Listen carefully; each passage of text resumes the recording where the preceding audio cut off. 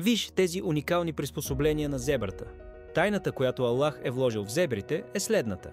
Нито една зебра няма напълно еднакви шарки с друга. Точно както при хората отпечатъците на пръстите са различни, така и зебрите са сътворени по уникален начин, а черно-белите им ивици всъщност ги защитават от хищници като лъвовете. Лъвовете са цветнослепи и когато зебрата стои неподвижно, те трудно я различават.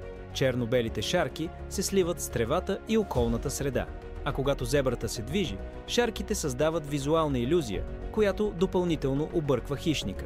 Така Аллах, чрез тази специална униформа, защитава зебрата от враговете и от друга страна, опасните и смъртоносни мухи, които нападат зебрите, също се объркват от тези черно-бели линии.